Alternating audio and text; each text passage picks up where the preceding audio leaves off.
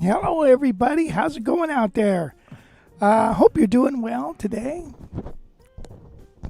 Everything sounding okay? Everything working, Wes? Yeah, so far so good. Okay, so, hey, welcome to another live stream coming to you from Tascadero, California, over on the coast. One of the prettiest places you're ever going to see, over by Morro Bay, Pismo Beach, Hearst Castle, Cayucas, beautiful country. And it's a beautiful day today. The raindrops are falling and it's really pretty. We've got these big, black, beautiful clouds. Clouds? Clouds. It's just a beautiful, rainy day. It's not too cold, 52 degrees. That's not too bad. Anyway, but we're inside. That's the good news. We're inside. So we got Wes working the cameras and pushing buttons over here. Yeah, as always, on the top left corner of your screen. And then Gail's working the message board. And we have a wonderful show. A show lined up for you. It's a really good show. Really big show. And I want to thank you guys for joining us, because without you guys, this isn't any fun. So here's what we got coming up. Okay, I've got this augmented jazz lick. Augmented, it's a chop builder and a jazz lick. That's coming up. We're going to play Name That Tune again. That has become very popular for people. And, when we get this into the time, just flies by, and it's a lot of fun. Okay, we got Name That Tune. I got a question for you of the day that we can start discussing.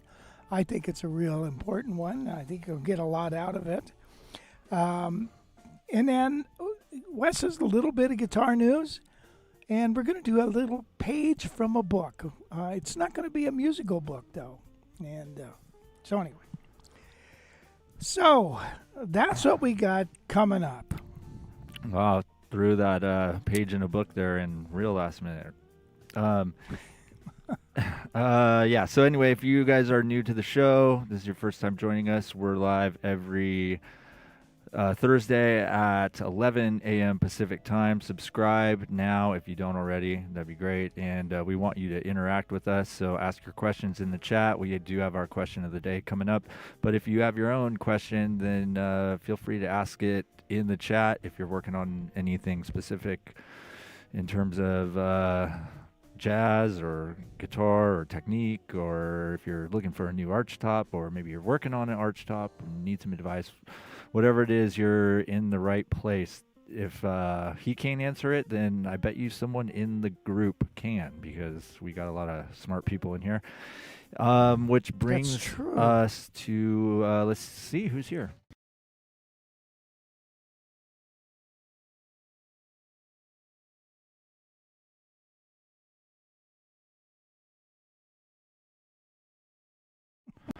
All right, so we got Gordon here, Cold Night in Birmingham. Well, that sounds like a song title.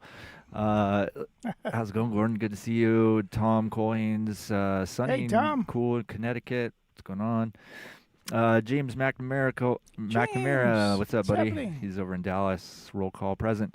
Let's see. Sarah's here from Idaho. Hey, Sarah. That's Jim's daughter. I'm sure Jim's on the chat as well. Hey, Sarah. Jazz Standards from Amsterdam. What's up, buddy? Louis Nordrum says hi. Hi, Lewis.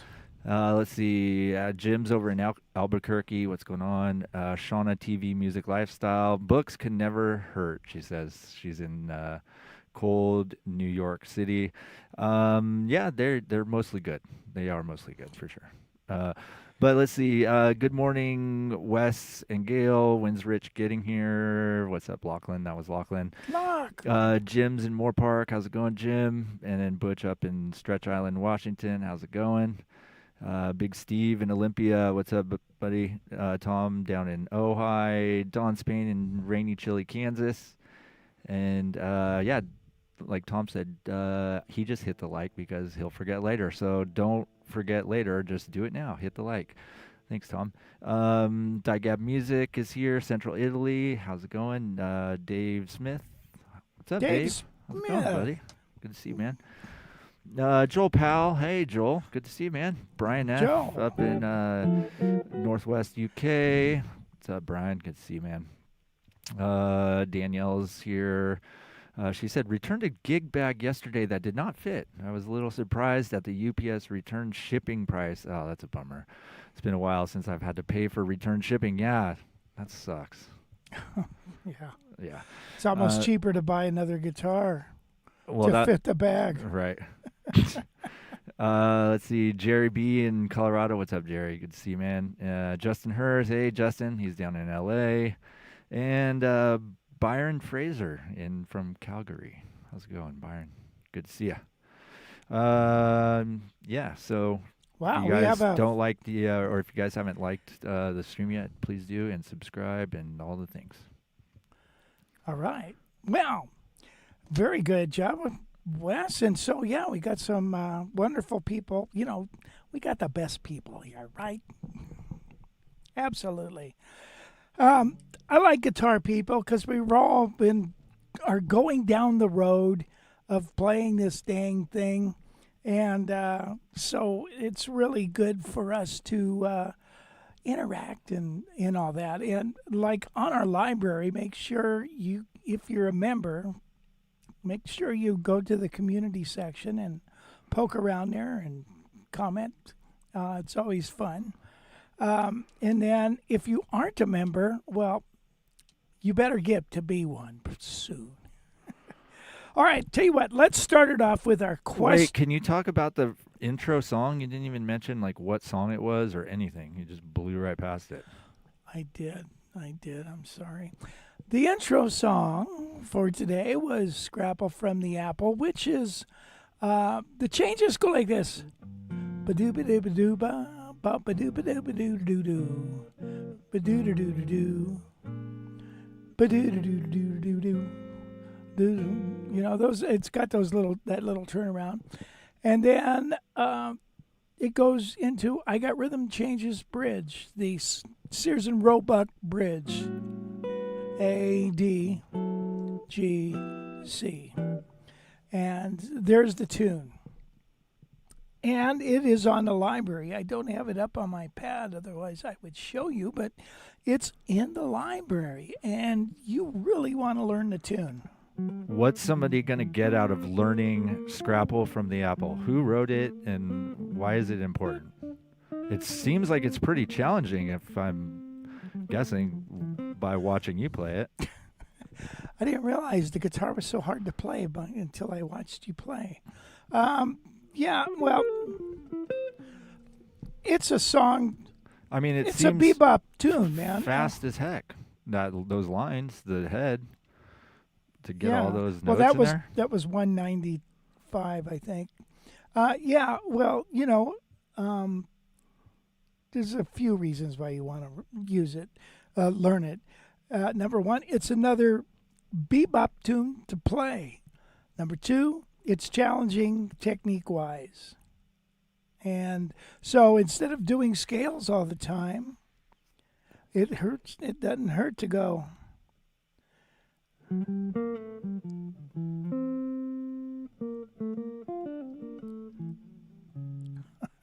And then.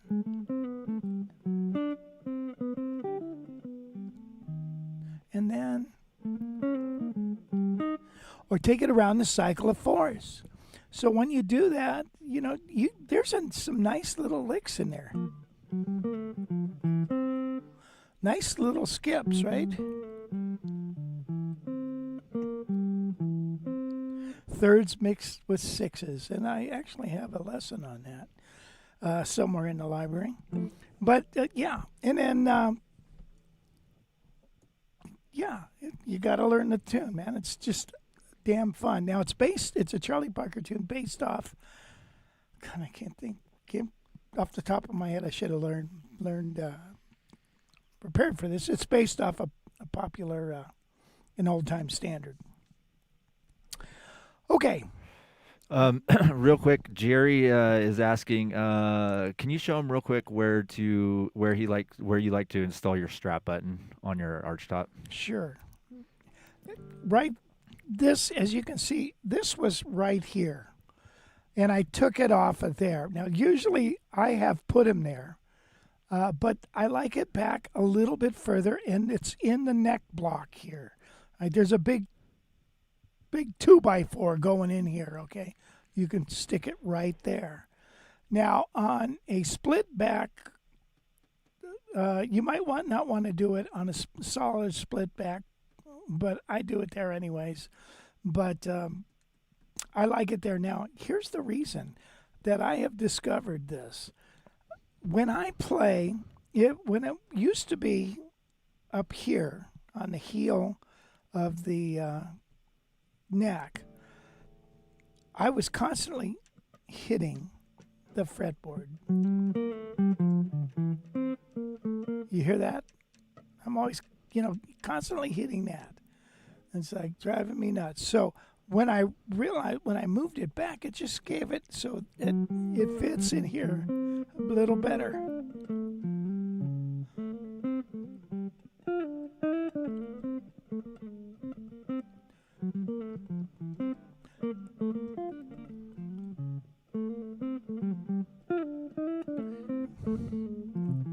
So that particular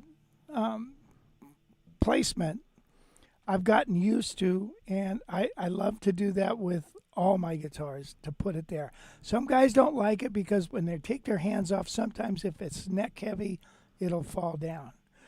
I don't seem to have that problem. I support it right here, and so we're good to go. So I hope that answers your question, Jerry. Okay. All right, let's see. Lachlan says, technique book arrived the other day. Just what you need, another book. But honey, it's your technique book that Lachlan bought. Oh, he bought my technique book. Nice. Wow, so you're the guy who bought it. Wow. And that was excused by his wife because it's Rich's book. Oh, okay.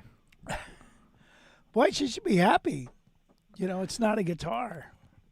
And then Richard says, I say we need a picture of the boss, Gail, on a desk or someplace we can make sure she is fully included. Oh, she doesn't want to get on camera.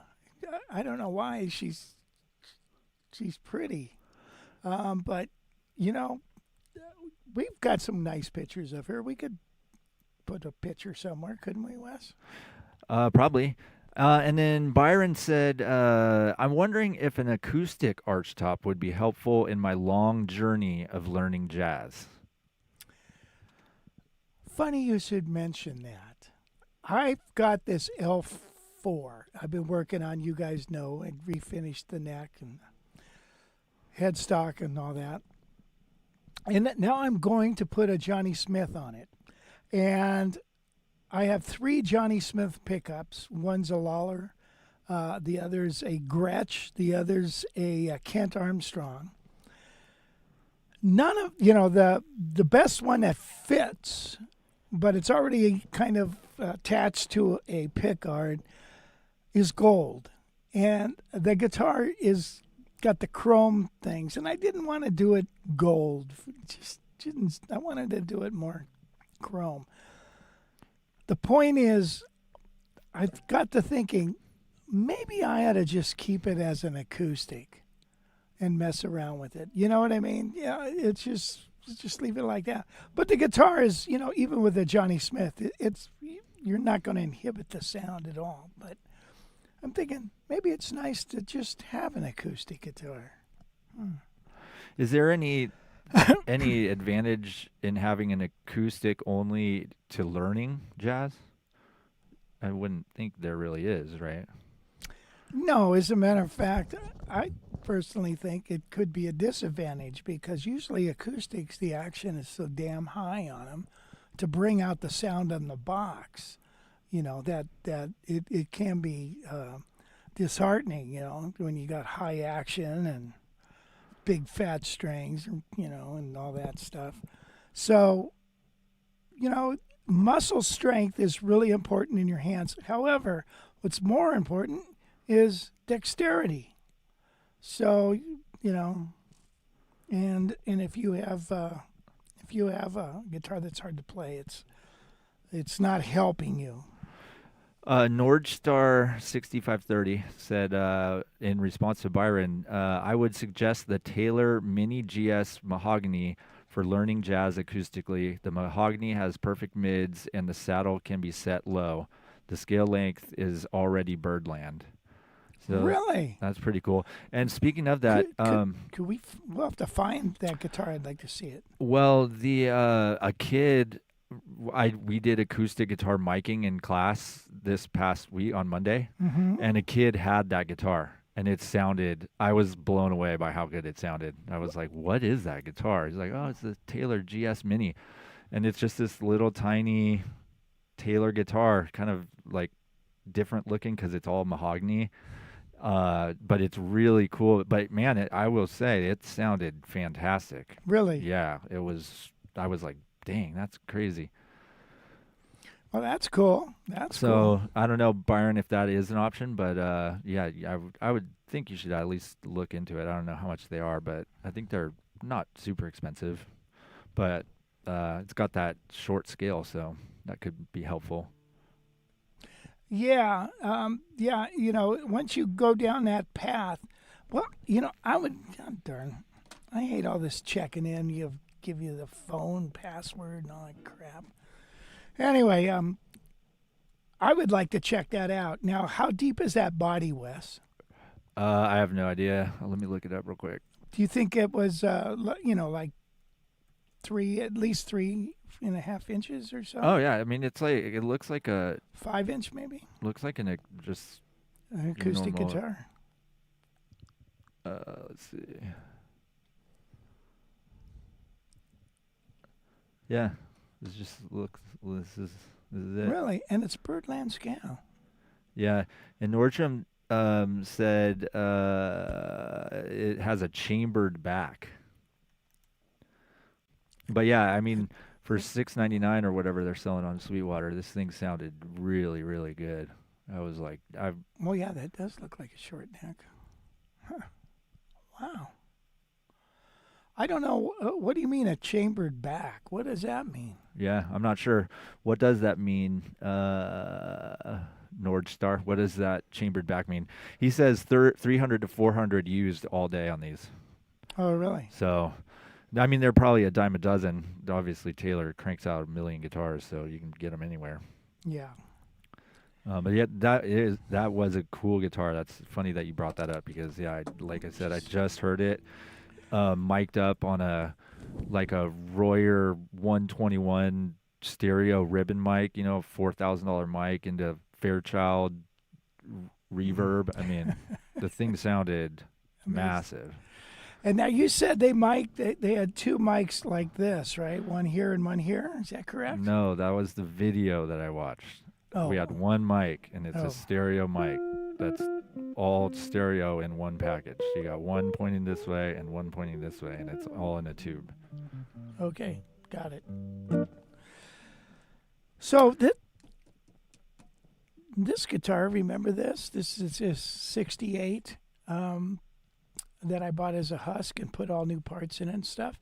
When I was playing it now, I thought, I don't like the sound of that E string. I don't know what's going on. I'm going to try an experiment. I've got some nylon inserts, and I think I'm going to put them on the top two strings here to kind of get them so it's not so tinny. We'll see how that goes. Well, I'll do a little video about that. So look for it, someday. Dygab said he's had the GS Mini, really liked it, except for the V shape back of the neck. Oh, Interesting. And then Danielle said she's got two Eastman guitars, AR605, no cutaway, no acoustic versions. Right. She liked it? Bronze strings, and they sound wonderful. Yeah, bronze strings. Those suckers are heavy, too. Norge says the back is not braced internally, yet it is a strong box. Mine air travels well. Huh, have you thrown it through the air? Wow. That's interesting. It's not braced. Well, I guess a lot of guitars the backs aren't braced. Now I think about it. There's really no pressure on the back, right? And then finally, Richard says, I had my guitar plecked. Wow, very stimulating. Inexpensive and worth every penny. Uh-huh. I heard Gibson does every guitar that they make now. Well, so does Heritage. They were one of the first to buy that thing. those machines, and they're not cheap. I remember when they first came out, they were really cool to watch them go to work. You know, they analyze every fret and and all this stuff. And it's quite a invention. It was a Swedish invention, I believe, or German, and yeah. So Heritage, was one of the first before Gibson even. So. Norge says the back is arched like an arch top. Really? Yeah. Wow. There's not really any good pictures of the back of it, sadly, but The arch gives it strength, right? Like the Roman arch, like an arched like hall. a bridge. Like a bridge, yeah. And like the beetle bug. Anyway, yeah, so could be a solid choice for you, Byron. Yeah. Yeah, I'd be interested to see that. It's not amplified, I assume, then, right? It doesn't have the... Yeah, no, it's got electronics. Oh, it does? Oh, yeah, for sure. Oh, okay. All right. Well, interesting. I don't even have an acoustic guitar. Sorry. I don't, I've had them in the past, because for studio work. Remember, I saved my money to buy this one Martin way back in the day. I mean, talking like 74 or 5, because, you got to have an acoustic guitar if you're going to do studio work. And I got this Martin, and it was one of the littler bodies. What do they call those? A triple odd or something like that. Smaller body. I could not get that damn thing to play in tune. It was just embarrassing. You go to play a tune, strumming some chords, and it's in tune down here, not up here and stuff. And it's like, man, I got to get rid of this thing. It's just, yeah. Anyway, so I got rid of it. But anyway, I don't have an acoustic guitar. Casimir Kid said, could Rich discuss the tonal variations among the 3 Johnny Smith pickups that you just mentioned?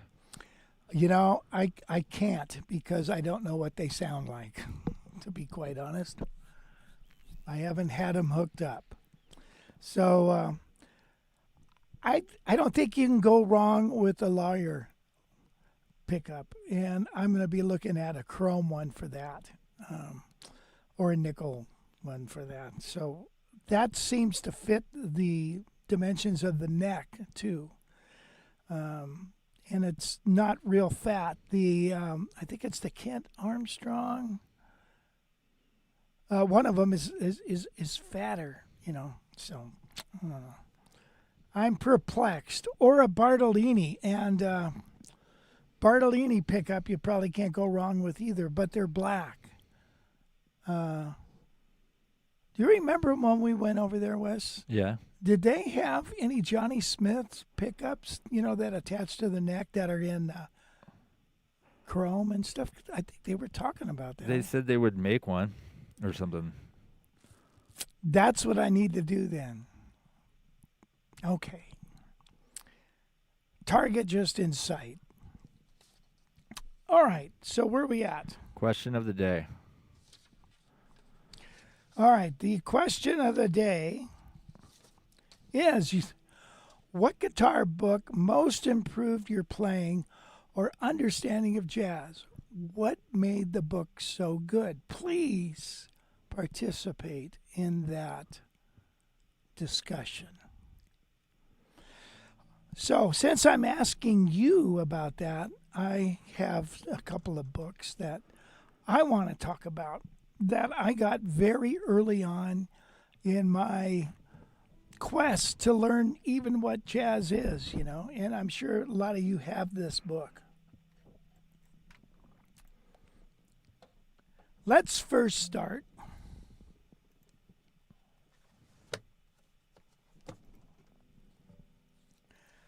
And I know all of you got Mickey Baker's Complete Course in Jazz Guitar.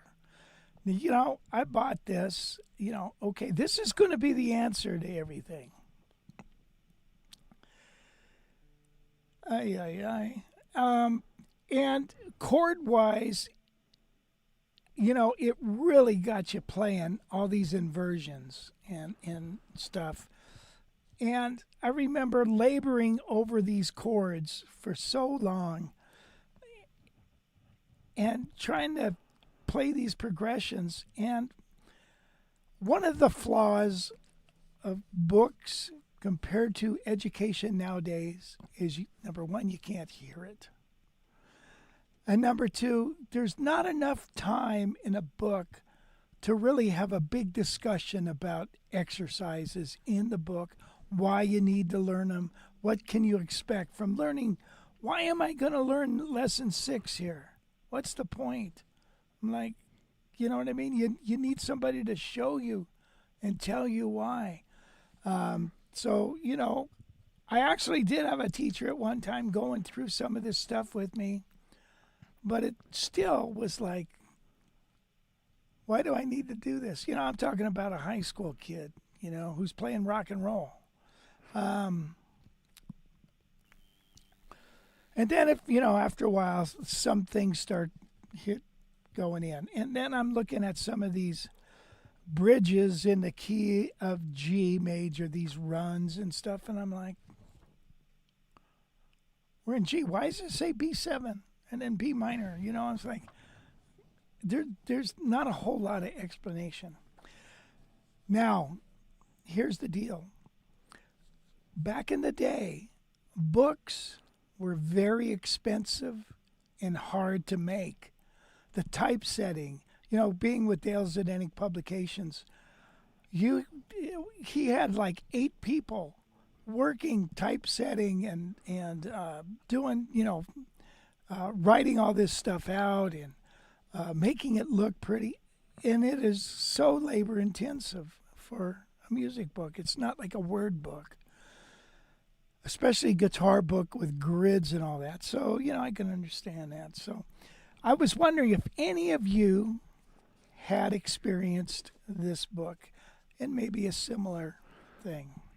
Yeah, James says that let's see, James McNamara, Mickey Baker is the one I was going to mention. It got my fingers to work playing those crazy jazz chords. Yeah, but it's still, it left me with, why am I learning this? Why? And then I don't know. But, I did labor over that book for a long time. And the other thing is, this was this was written out before Tab. You know what I mean? So all the notes in this book, you got to learn. You got to know how to read. And where James knows how to read. He's a classical education, so he knows how to read. The next book that was going to answer all my questions was this, Ronnie Lee's Guitar Method book. And, you look at this book. Okay, this book, right, I paid $1 for it. It was on sale, half price. But again, it's got these chord progressions. Okay, understand the reason for each substitution below, and then practice playing the substitution lines is very often used chord progressions. Oh, yeah, so just go ahead and understand it. Yeah. Yeah, just read it and understand it. That's fun. Yeah. You're like, and then you're just staring at a grid, like a page of grid, like, oh my God. But, then when you get in a big band, like, okay, you go to college now and you start playing in a big band or something. Look at how old this book is with the yellow pages. And the binding cracks as the pages start to yellow. I am in love with you. When was that published? This particular book, okay, Mickey Baker was 1955.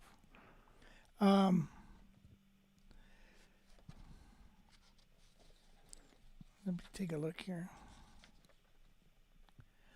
Gee, it doesn't look like they say. I would venture to say in the 50s. Yeah. Now, both Mel Bay publications, again, Mel Bay owns his own printing press. You know what I mean? So, Mel Bay was the king of guitar books, right? So this is a Mel Bay publication. So, man, it's like the other thing like I didn't understand is like, okay, you take a look at this chord here. Here's C13 flat 9. Can you see that chord? And it's like, okay, wait a minute. It's got the 13 in the bass. It's got an A in the bass. I'm like, well, that's weird. What? You got a bass player playing a C, and you're down here playing an A. Is that gonna sound good? So some of the stuff, these books were very helpful. They were encouraged. They were. What did I say about them? They were just as discouraging as helpful. They were both. But at least you got going down the road somewhat. Nowadays, education is so much better. That's why you got these little kids that can like frickin' smoke, you know. Yeah. Let's see. Anybody else get that particular book? No one has said that. Let's see. Okay, what have people been saying about books here? Yeah, so Tom says books, Melodic Rhythms, a Berkeley book, and Sal Salvador's Single Note Studies forced me to read in position higher on the fingerboard. Mm-hmm. Good. Butch says Joe Pass Guitar Style, Yep. a great reference book. Mm-hmm. He also says Berkeley Books, Volumes 1, 2, and 3 by William Levitt. I'm seeing a lot of the William Levitt in there. Oh, yeah. JD says Johnny Smith, Mel Bay, Volume 1 and 2. Wow, and those were written in bass clef and treble clef, right? Is that right? Johnny Smith did that? I think so. Tom says also Howard Roberts' chord melody book. Mm-hmm. That's a good book. Tom said, yes, I like the Mickey Baker books. Trivia. Mickey and Bucky Pizzarelli play on Dion's The Wanderer. Okay, so I did this 50 show. You know, they used to be on public radio, and Jay and the Americans, and I forget the guy. Remember the song "She Cried," and when I told her she didn't love me anymore. Anyway, that guy, wonderful, wonderful. These people were just so nice and so talented. So, you know, you do a little rehearsal and then you hang out with them for about 4 hours. And they were talking about guitar players, and they were saying Mickey Baker was the man. Mickey Baker, you had to get Mickey Baker on your record, man. If you were in New York, Mickey Baker was the go-to guy. And I was reading his little biography in the front of the book, and he was like a kind of a staff guy for a lot of different record companies. So it's very interesting. So Mickey Baker, yeah, he's on a ton of records, man, tons of records. Jim said he has that book, bought it a few years ago, but I can't remember what I learned from it. Nice. Equenda says some very useful books for me are The Real Book, the Charlie Parker Omni book, Warren Nunez solo improvisation techniques, and then Pat Martino's linear expression, Les Wise, inner jazz. Oh, you know, I keep forgetting about Les. Les is a man, fantastic guitar player, chops up the yin yang and plays beautiful lines. Yeah, I keep forgetting about him. We need to get him on our Jazz Fest or the workshop one of these days. Digab says, for me it was the The Modern Method for Guitar by William Levitt. Here's the answer of the day from Nord. She says, the best jazz book is easy. Write down your 6 favorite jazz songs, then go into Rich's library and find them, then woodshed on them. You'll learn chords, and your ear will get the implement of the chords. Yeah, good call, Norge. Thank That you. is true. Like, I was thinking about it the other day. Like, if you join the library for $19 a month and for 3 months, and you could easily get 10 songs under your belt in 3 months, 10 brand new jazz standards under ready to play at a jazz session or in a gig. 3 months, 10 songs, Yeah. $60. Super, super good value for your time. Yeah, really. Thank you. Let's see. So let's see. JD says Mel was cool.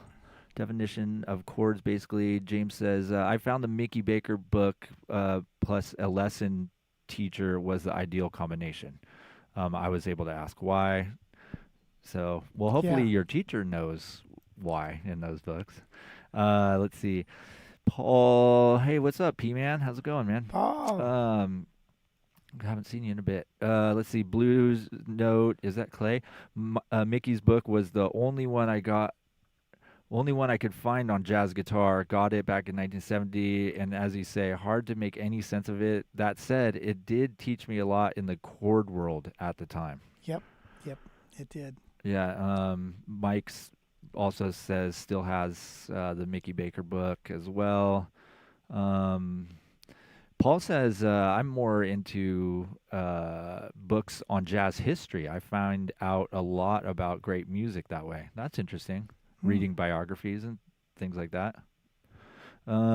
Richard says, Dawn says the William Levitt's books as well.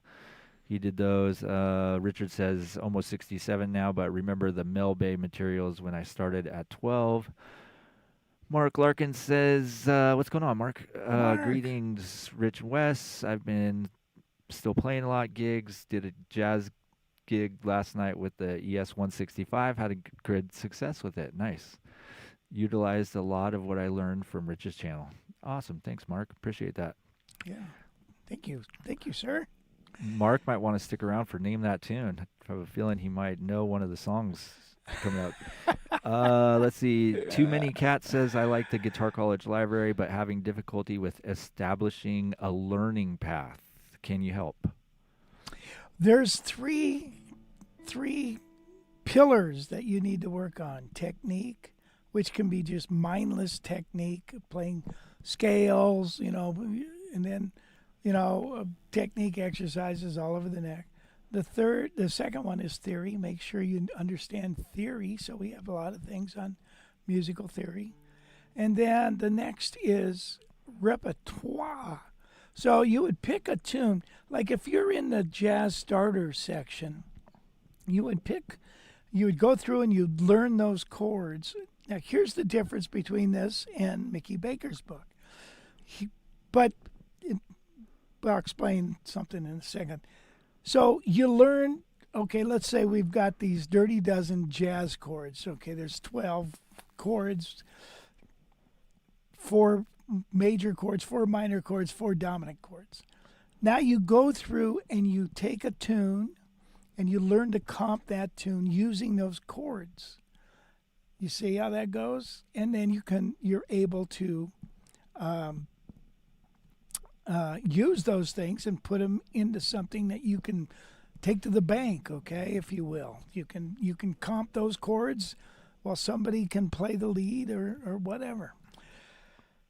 Whereas Mickey Baker's book doesn't have that, and none of those books do because of copyright infringement. So you could say, okay, here are the chords to Autumn Leaves, and Mickey Baker would, but he didn't do that, write out the chords and use these voicings. Now that would probably have been a good idea to do that. But so you can put them in a practical way. So So think of it this way. When we talk about repertoire, you're thinking about how to play the chords to a song, how to play the melody of a song, how to play a chord melody to a song, and then how to start improvising to the song. So if you neglect any of these three things, you're not going to get the full benefit of the guitar, of playing music. Okay? Got to understand what's happening theory-wise. You got to have the chops to be able to do it, and then you got to just make the music and memorize it and internalize it. Does that make sense? Am I leaving something out? No. All right. Yeah. So that's the end of that. Yeah, Too Many Cats, if you could elaborate a little more about what you're working on or what you're trying to do and where you're at in your jazz journey, we can also help you there too. So ask or put some more comments in the chat. That'd be awesome. Let's see.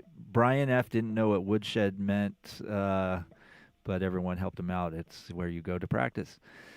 Jason says, this is Jason Bernstein. What's going on, buddy? He's in New Orleans. He says, I had a book of transcribed Charlie Christian solos that also analyzed the solos. It was very helpful. Yeah. So I've had tons of books with transcribed solos. The key to learning a transcribed solo is, not only just looking at the page and figuring out what he's doing, but make sure you hear it. I know it's obvious, right? But make sure you hear the solo. Because when you look at the page and you then hear it, it's like, oh, the light bulb goes on. And that was the key for like Charlie Shoemate when I took lessons from him. He would have all these old recordings of Charlie Parker and Jimmy Rainey and Joe Pass. And here's the recording. Here's the music. Go home and learn it. Be able to play in 3 keys.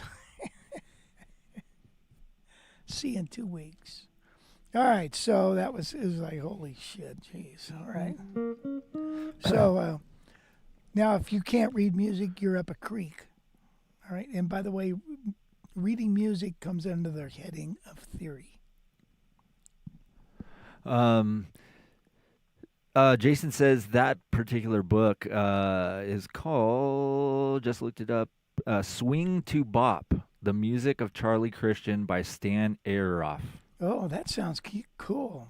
Yeah, it's probably pretty good, I would imagine. And then Danielle said, Andrew Green released 3 books about 20 years ago, Technique, Comping, Structures, that I liked. Used to have a nice website.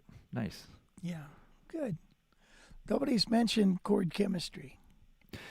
Yeah, exactly. Gordon says Howard Roberts' Super Chops. Yep. A practical and fiercely disciplined course to allow over a 20-week period, which really throws you into the deep end. Wow, I bet. 20 weeks well spent. Yeah, Howard had incredible chops. And he also had very high action, from what I've been told.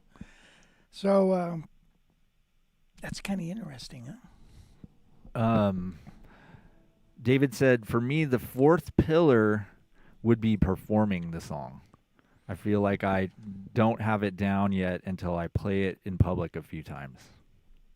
Yeah. Or record it, or both. Make sure you record yourself. Record yourself, okay? That is a performance. You can't stop. You got to keep going. When you screw up, you got to figure out what you're going to do next. So record yourself. Bill DeRoca says he found Barney Kessel's Comping for Julie Landon's This Is Julie, parts 1 and 2. Uh-huh. Oh, wow. Really? Boy, that would be a good book to check out. Yeah, let's see. Really? Wow, that's cool. Don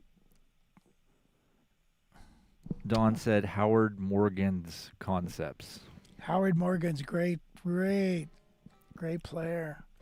All these books are wonderful, and I think, sharing some of these things that you guys are doing now, I think is really important. Are they able to see this feed when they do the playback of this? Yeah. Okay. Because I'd like to write some of these down, and you can't have enough books, but you got to make sure you go through them. But I'm notorious for going to the back of the book first and working my way that way, because usually all the good stuff is in the back. And so I like to go to the back of the book first. Nice. Yeah. Cool. Hey, Wes, I need to take a break.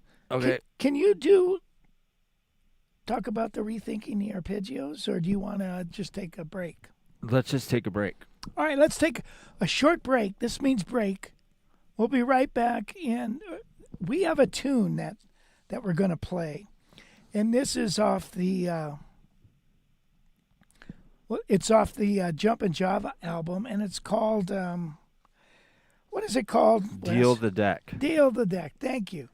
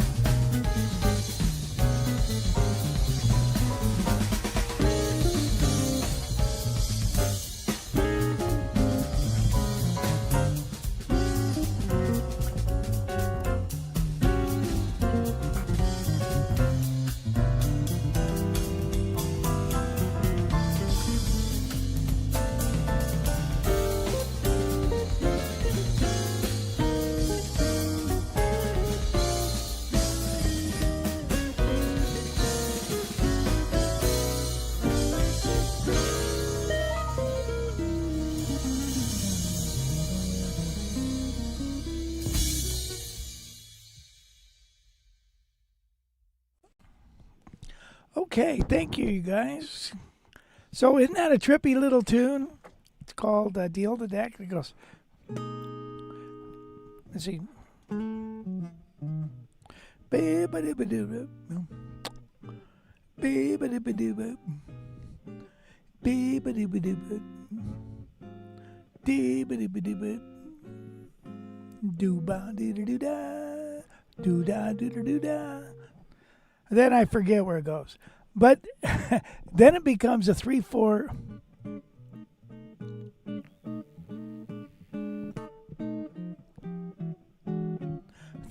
Blues. But then check this out. Then it goes. And then it goes here.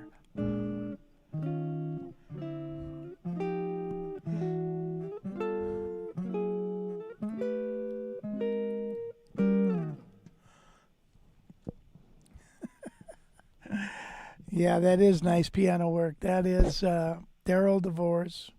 Gary Newmark on the drums, Roy Carlson on bass.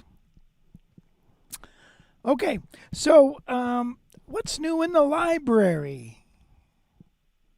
Shall we talk about that?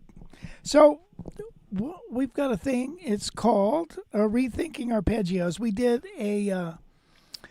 did a live class on that, a master class on that idea, and now it's been uploaded to the library. That was about a year ago we did that class. And so, on this thing, the Rethinking Arpeggio PDF, that's the main sheet music for the lesson. We used... here's the thing about arpeggios, the way it's broken up. We break up arpeggios into two segments, which are like what is built from the root and what is built from the fifth or the flat fifth. So a major seventh arpeggio, if you will, would be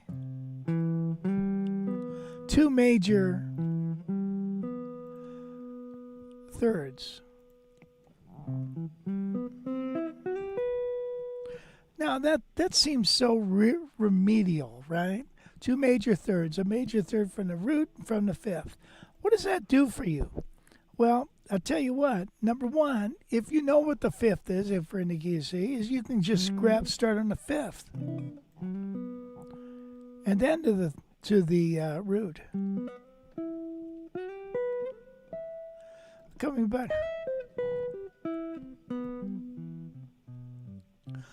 So do you see how we're phrasing things differently? And so that particular way of thinking of arpeggios, and of course this goes into much more detail than what I just played, because every different type of chord is constructed of two different intervals based off the root and off the fifth. So, or the flat five. When you start realizing that, it makes it makes guitar playing a little more interesting as opposed to always playing a pattern. You know what I mean? We've always got these patterns, Everybody loves patterns. Guitar players love patterns.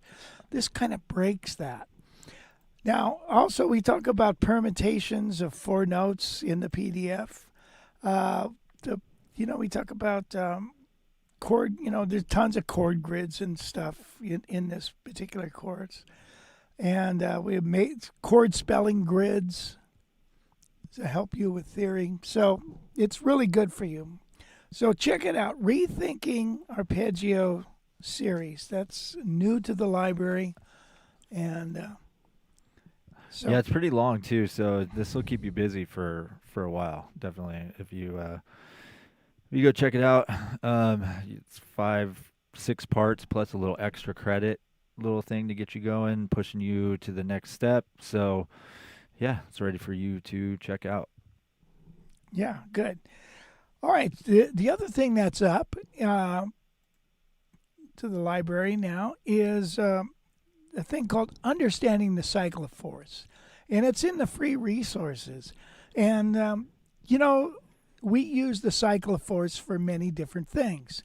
You use it as a tool to really learn something. You put it through the cycle of force, and what that does is you start seeing the theory connections of a song or a lick or whatever.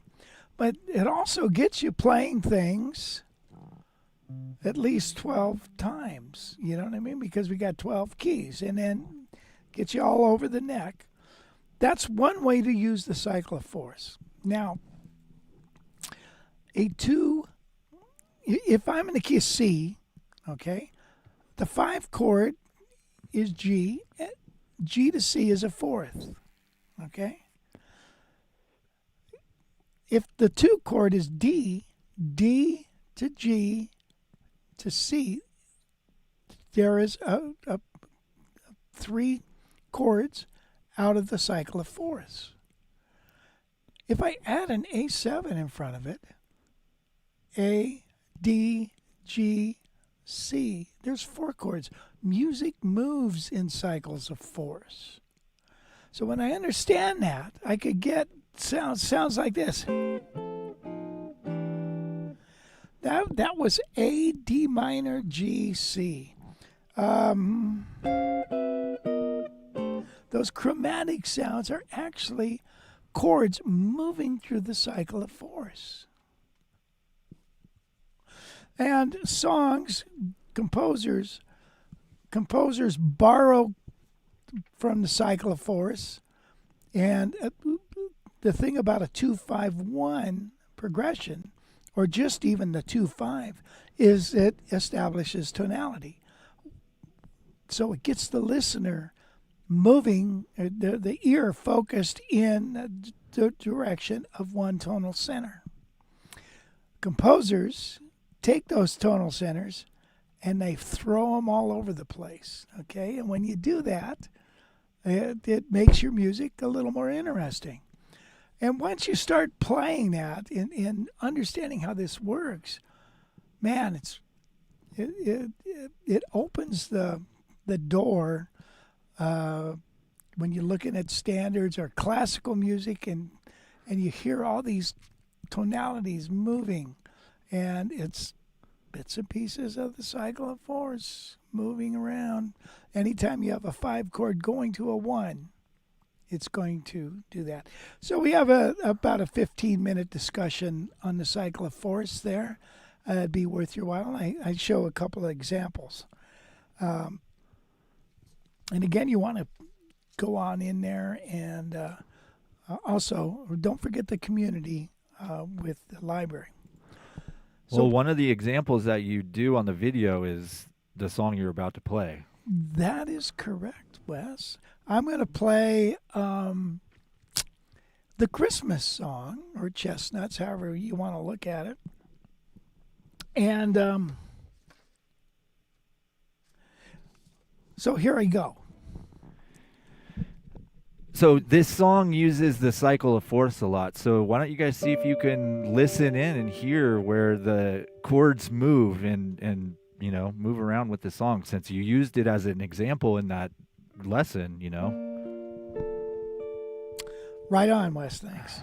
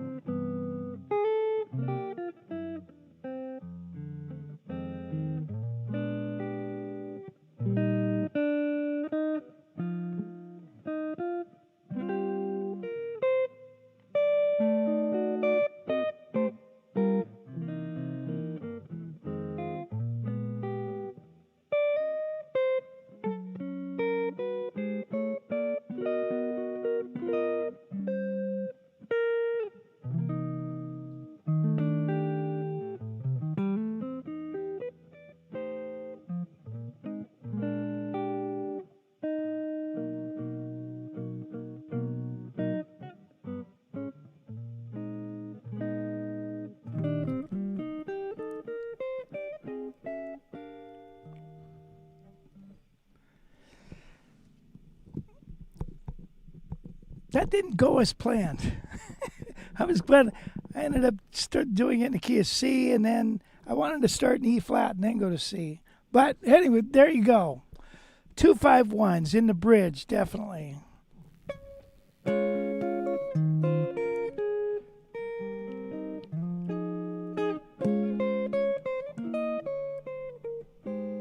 So F, B flat, E flat, right? Or B flat, E flat, A flat. 2-5-1. So the song starts off scale-wise. Scale-wise motion.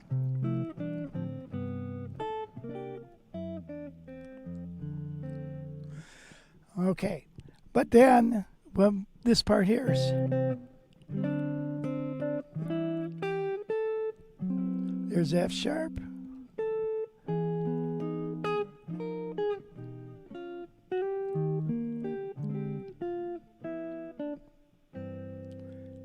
Okay.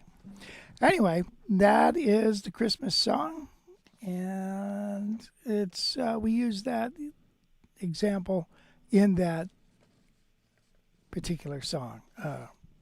course. So check that out. Okay. So, hey, Thanksgiving, right? Thanksgiving's coming up. Okay. So, gosh, my daughter's going to be coming out here with her 2 little grandbaby twins. 4 years old. They're going to stay with us. It's going to be fun. You guys ever heard this song?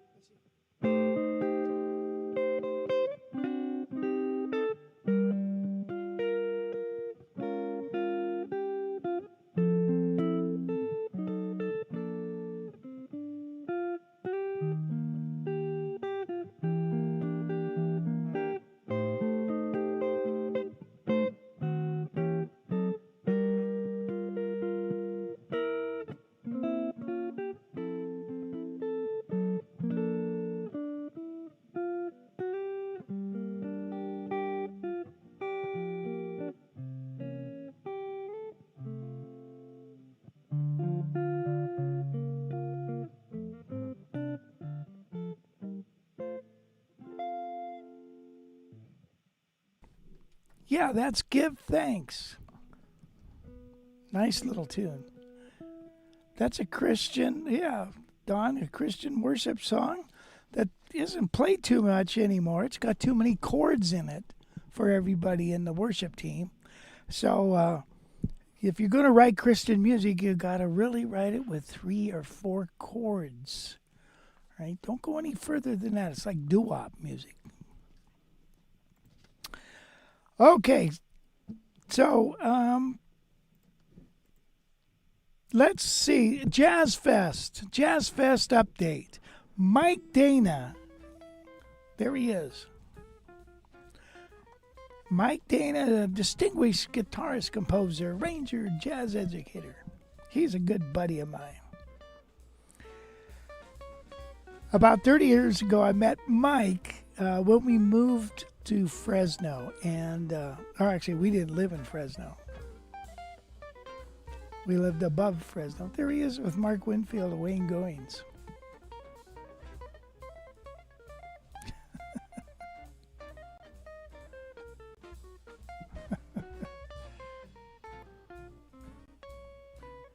Yeah, he's very musical, man. Very musical. He's probably the best teacher I know. He was director of jazz studies, in Fresno City College for 30 years.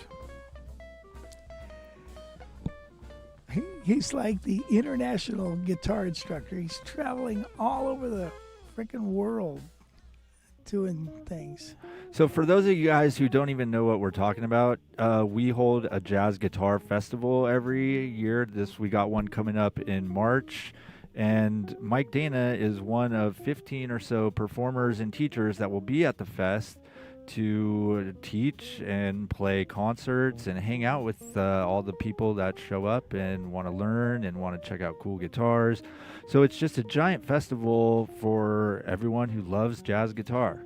And Mike Dana is a huge part of our community. A lot of you guys already know him. So if you don't know Mike, this is really a great chance for you to get to learn from him. I mean, he's taught thousands and thousands and thousands and thousands of kids and students throughout his 30 years at multiple colleges. He does so much for the young jazz community. So being able to get up close and personal with Mike is a big bonus. You could learn a ton of stuff from him. So go to jazzguitarfest.com, get your tickets. They're still available. The venue's in Buellton. It's super nice, and it's just going to be a really, really good time. Yeah, thanks, Wes. Mm-hmm. Yeah, so gosh, make your way. We have James is coming this year. James McLemore, who's on the discussion today, and I was really pleased to see that James is going to come to the. I think he's actually coming to the workshop though, not the. Oh, that's true. Yeah, you were showing the workshop video. That was the Jazz Fest, and then we also have the workshop. The workshop, yes, yeah. So the Jazz Fest. All right, so check this out. We got John Story, Larry Coons, Wayne Goins, Sean McCowan, Adam Levy. With Adam Levy, Tim Lurch, Wolf Marshall, Pat Kelly, Greg Shamad, Mike Dana, Brad Rebution, David Becker, Adam Levine, Nate Lopez, and Rich Severson. It's going to be really, really fun. So make your way over there. So Mike Dana will be there. And so the format is basically every one of those guys is going to be given a class, probably, maybe. Most of them, anyways. And they'll also be performing. They'll be jamming. We're going to have a jam room, concerts at night, classes during the day. It's a beautiful facility. We've got vendors selling guitars. We have luthiers. Here's where you can check out some of the best luthiers around. And so make your way there. It's once in a lifetime. Come on over. Come on down. You'll love it. Get out of the snow in Minnesota and get over here in Solvang. It's actually Buellton, which is right out of Solvang, which is a Danish town. It's kind of a fun little town. Your wife will love it. They say Solvang's got everything you want and nothing you need, but except it's got wonderful baked goods. So anyway, yeah, come on in and get with that. You'll have a blast. Dave says he saw Anthony Wilson at the Baked Potato last night and was wondering if you reached out to him for the Jazz Fest. I have. I don't remember the outcome. I thought we had sent an email to him. I don't think we got a response back. But yeah, I know Anthony. Met him a few times. Yeah, it would be nice. Be nice to have him. I love his playing. Yeah. So anyway, let's talk about what's coming in. Okay. Go ahead. Are you going to roll your... I don't have it. It's not working. Okay.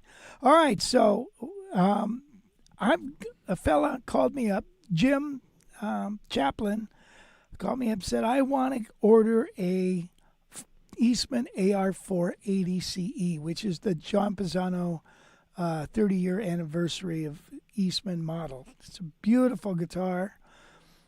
And so I said, I worked him a really good deal. And well, first I called my connection, and he said, I have two of them.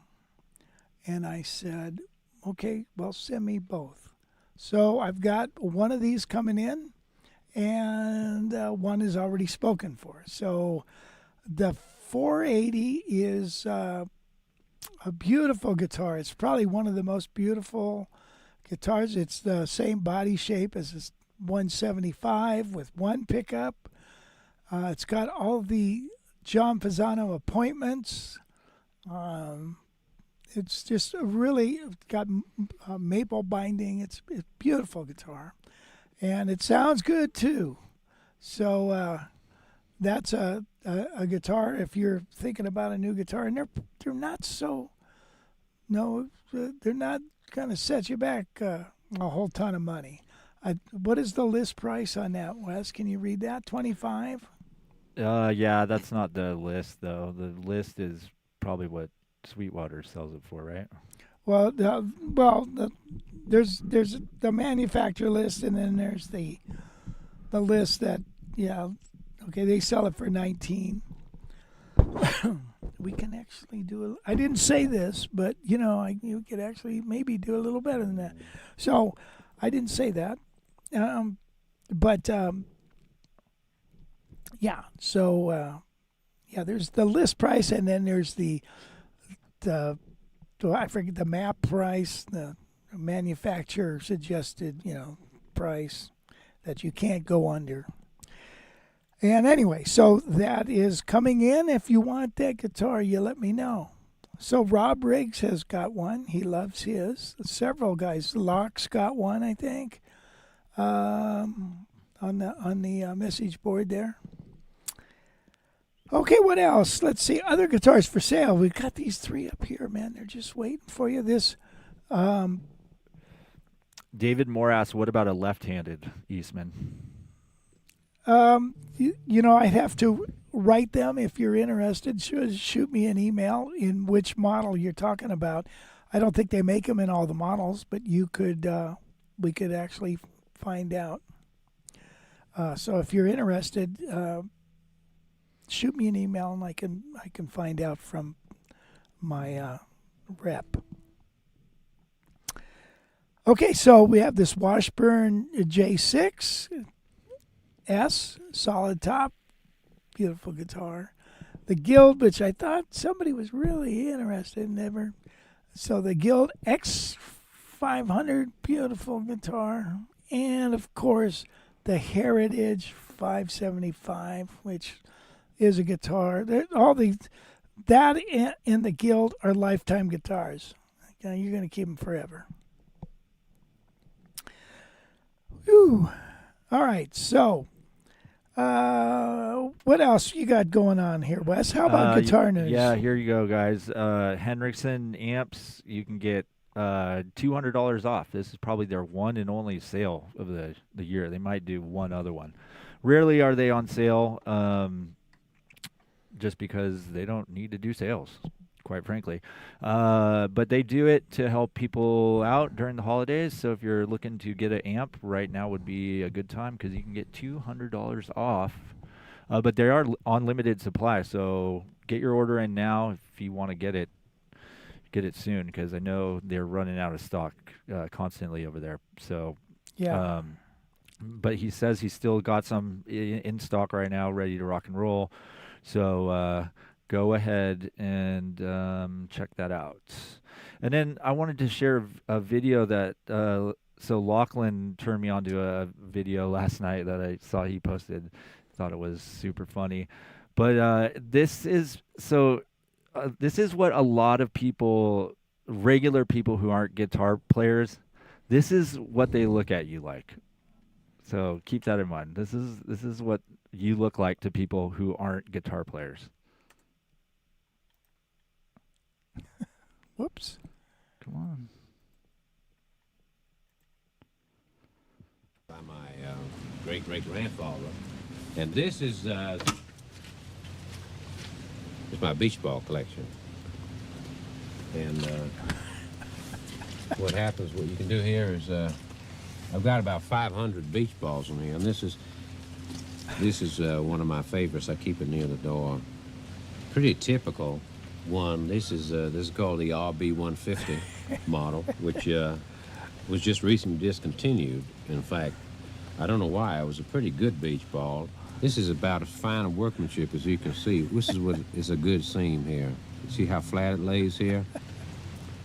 I got about 500 of them in here, and I have one of those storage facilities in town where I keep some of the other ones. Some people have said that I should keep this locked up because it's pretty valuable. I mean, I wouldn't even know. I mean, an insurance guy came out here recently. He had no idea. This is that's you if you're a guitar collector right there. The RB150 beach ball. Yeah, boy. Well, people collect the darndest things. That was a skit, by the way. It wasn't serious. Oh, Really? Yeah, the guy doesn't collect beach balls. Because I thought it was very believable. But yeah, to an ordinary person who doesn't care about guitars, your big guitar collection in there is about as exciting as those beach balls. I get it. Okay, well, that's interesting. Yeah, so, okay. So, yeah, it's a good time to pick up a Hendrickson amp if you're interested. Okay, let's move on to our first lesson, shall we? And this is a chop builder lesson, as well as you can use it in your soloing, or at least parts of it. And what it is a altered G7 augmented sweep kind of lick. So if we could go, is the tablet plugged in, Wes? All right, if you notice here, I've got a G7 is the chord, but you notice all of these are some kind of augmented or minor A flat, either G augmented or A flat minor 6 arpeggio. And it resolves to C. Okay, and then we play it backwards. Let me play it for you. By the way, you can go and download this PDF file. The link should be in the discussion somewhere. Yeah, I just posted it in the chat. Okay, so you can grab it if you need it. But let's go close up on the fingering of this. So our first lick is, it looks like a B. Remember, B augmented, G augmented, E flat augmented are all the same, right? They're all in inversion or perversion, depending on how you look at it. So we're going to go like this. Isn't that a cool sound? H.G. Wells.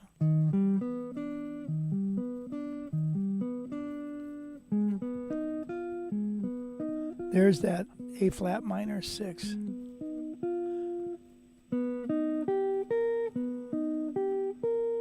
Actually, in the tablature, I have this written as this. And then moving up to this one here.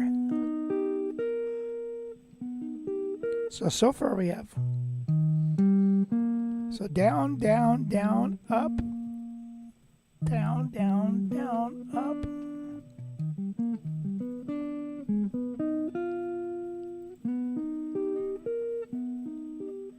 And then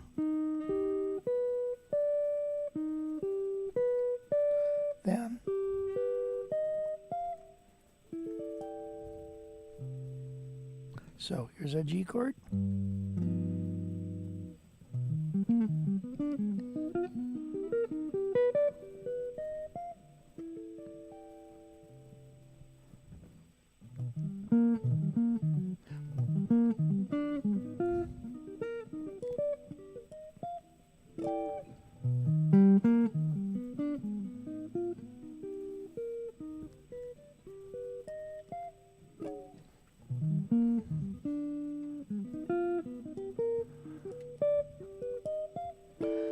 Okay, now we're going to play it backwards. I'm going to start on F, and we're going to go. And I'm going to drag my pick. And then down to... Then... So those first three are... And then we're going to jump down here.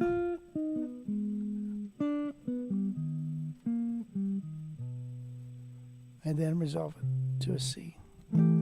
So that's going to be...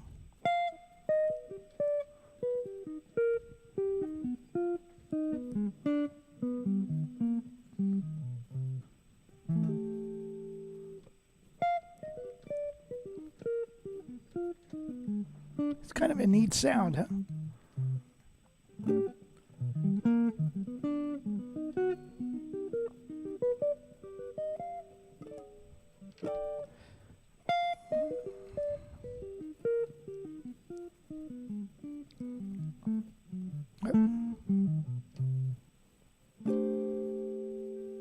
That's a fun little lick. So it's this hand that you want to develop. Ba-da-da-bum, ba-da-da-dun, da-da-da-dun, da-da-da-dun, da-da-da-dun, da-da-da-dun.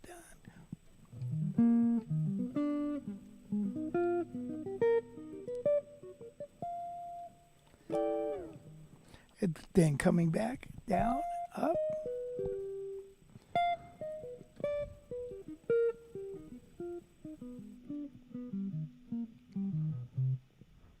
Okay. There's our Augmented G7, Altered G7 sweep lick for the day. Hope you like it. All right.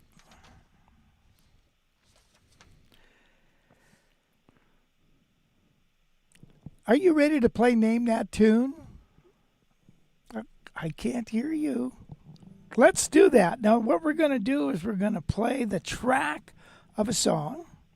And in that track, you're going to not hear the melody. The only thing you are going to hear are the chord changes.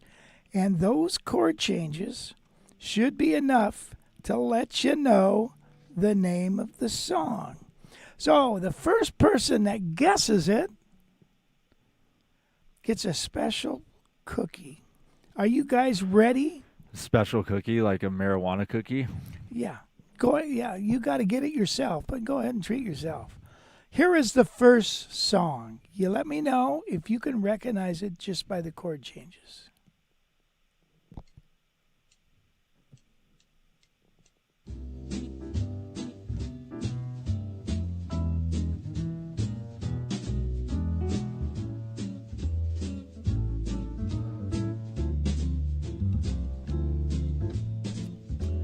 Got a good beat, easy to dance to.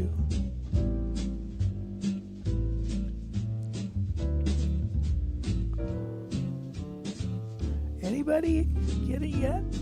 Here's the chords. C, E. Hey. I think Tom's got it. Tom's got it. All of me. Okay.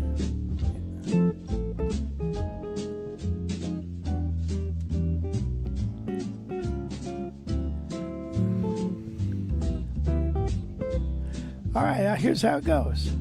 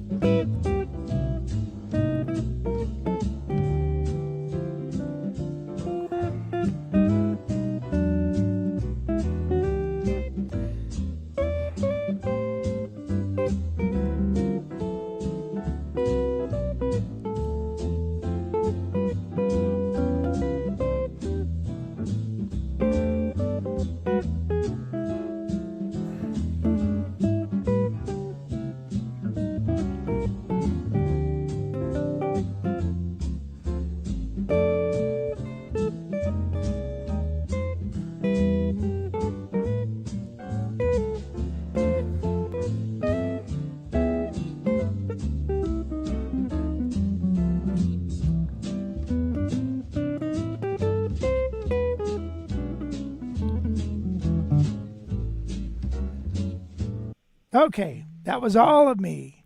Good job, guys. Tom was the first one in there, right? Mm-hmm.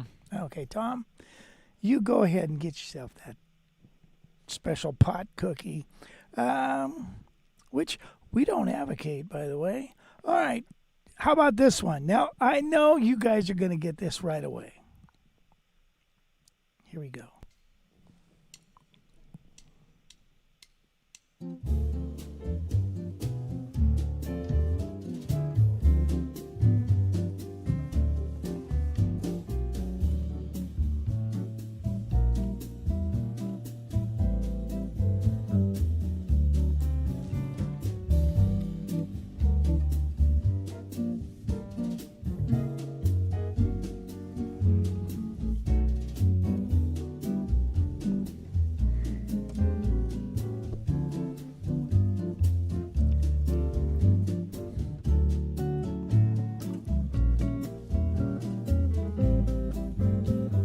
A minor, D.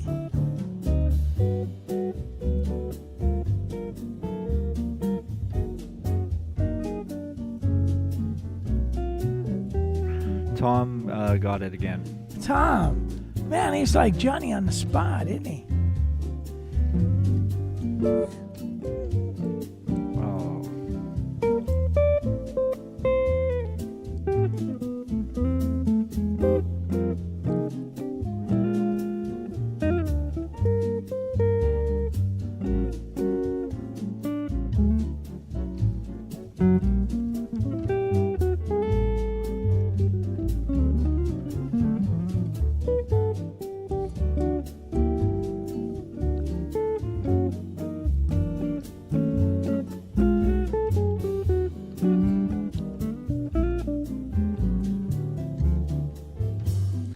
Yes, that was Wave. Wave. By the way, on the last song, I forgot to show you this. Let's go over to the tablet, Wes. Here is All of Me, and look at this. I have got a bunch of things for All of Me: chord, melody, comping, and a solo.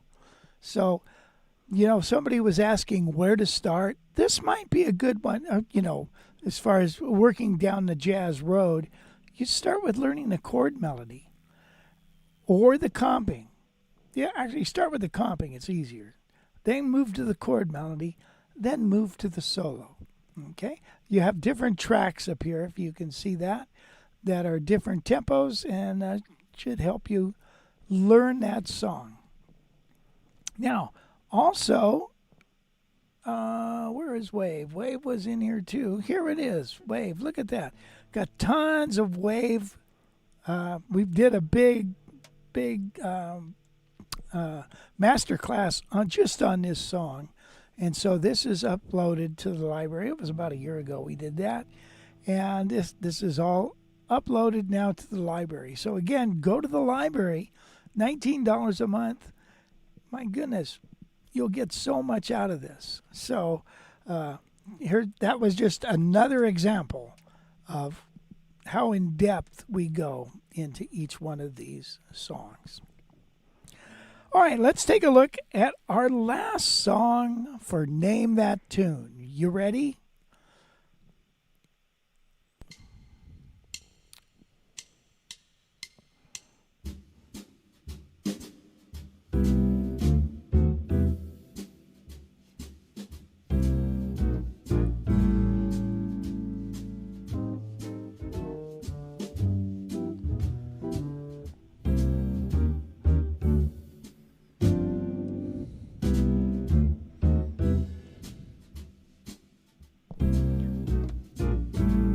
That should be the giveaway. Everyone's just going, I know the song, I know it. What is it? What is it?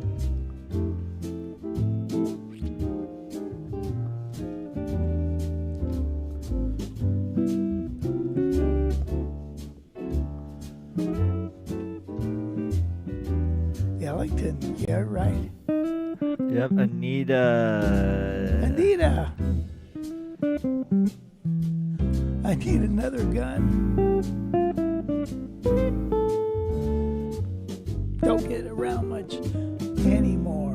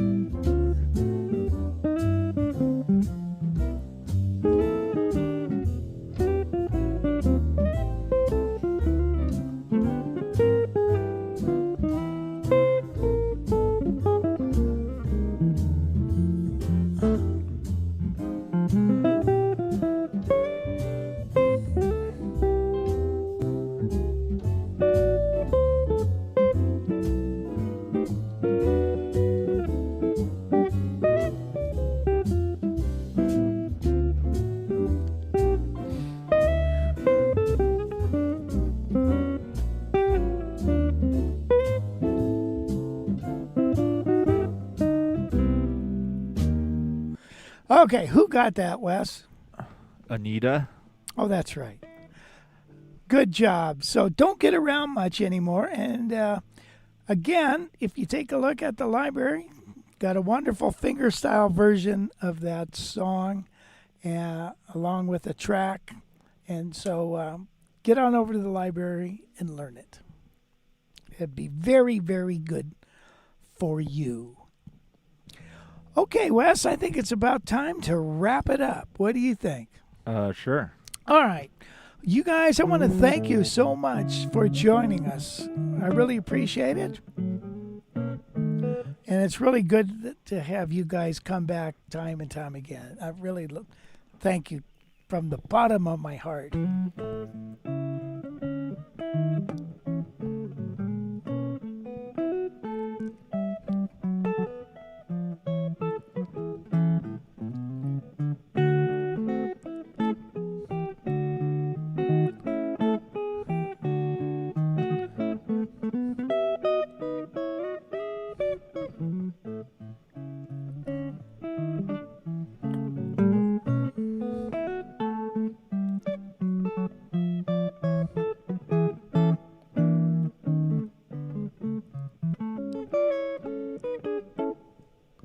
Hey, we'll see you next time. Actually, next week is Thanksgiving, so we won't be having a live stream next week, but the week after, okay? So have a wonderful Thanksgiving, you guys, right? Enjoy it while you can. I'm thinking to myself sometimes, how many Thanksgivings do you got left? So